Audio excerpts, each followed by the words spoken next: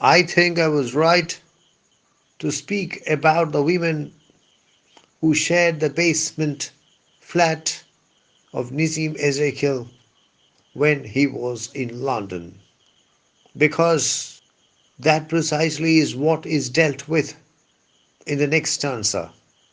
The London seasons passed me by. England has very clear cut seasons: summer, winter, autumn, spring, and the seasons passed by the speaker. On the other hand, South India has only three seasons: hot, hotter, hottest. The speaker lies in bed alone for 2 years, which is indeed too long a period to be alone in bed in a basement flat in London. And then a woman comes to tell his willing ears. This is something he has been longing to hear for quite some time. And the woman tells his willing ears that he was the Son of Man. Son of Man, what does it mean?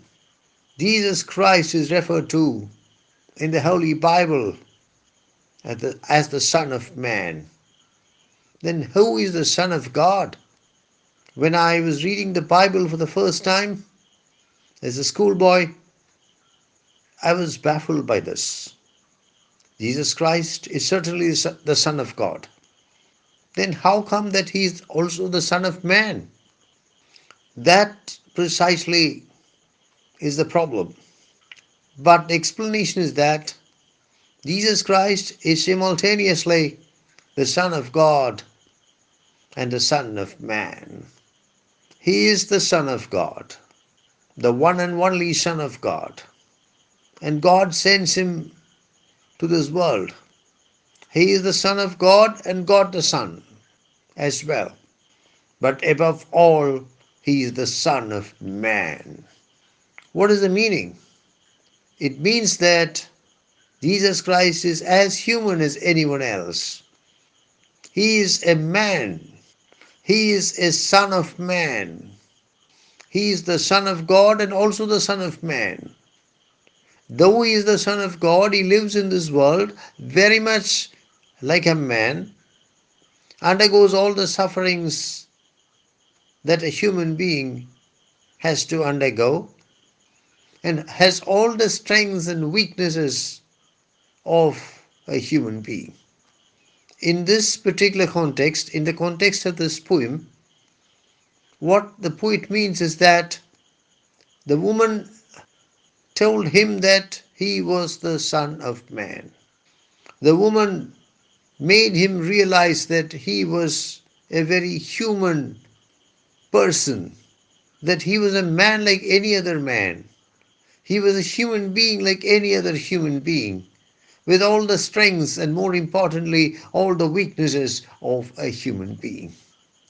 So at last the speaker was able to hear what he had always wanted to hear: a woman whispering into his ears that he was the Son of Man. I knew that I had failed.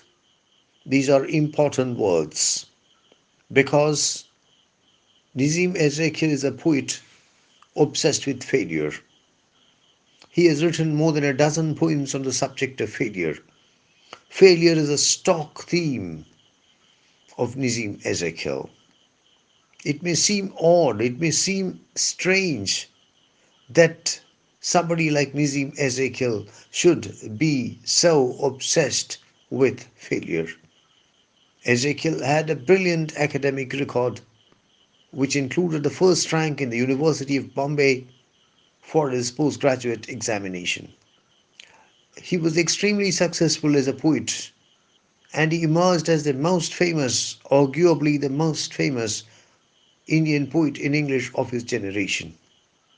He was extremely successful as a teacher, garnering immense love and admiration from generations of students.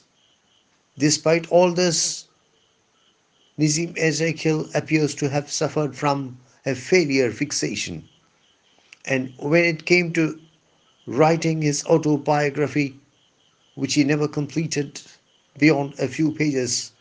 He decided to title it A Thousand Failures.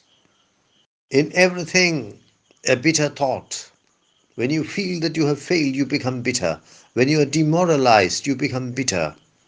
Bitter means having a pungent taste, having a sharp taste, having a taste which is not sweet. But in this context, I think it means feelings of hurt, anger, pain, resentment. In everything, a bitter thought. The speaker became obsessed with the idea that he had failed, and he became bitter, blaming everyone, including himself, for his failure. The lines that follow describe how he travelled back home to India from England. The poet did not have enough money to pay for the ship fare, and so he struck a deal with a cargo ship, with the captain of a cargo ship. The cargo ship was taking ammunition to Indochina. Indochina is what is now known as Laos, Cambodia, Vietnam. And the poet struck a deal with the captain of the cargo ship. He would scrub the decks of the ship, and he would be given a free passage from London to Bombay. Thus, the poet travelled free of cost from London to Bombay, from the United Kingdom to India. The deck is the wooden floor of the ship, and the poet worked as a deck scrubber. It was an English cargo ship taking French ammunition to Indochina, and when the speaker reached India, he started laughing again. But the stanza does not tell the full story. The fact is that halfway through the journey, Nissim Ezekiel received a parcel, and the parcel was addressed to Nissim Ezekiel, care of the captain of the cargo ship.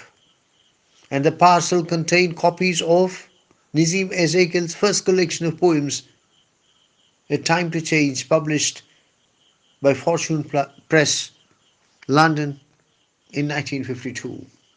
And the captain of the ship was amazed to discover that the deck scrubber was such a great man, that the deck scrubber was a poet, and the captain waived the condition that Nissim Ezekiel should scrub the decks of the ship in return for his free passage from London to Bombay, and instead imposed a fresh condition that Nissim Ezekiel should write a poem every day.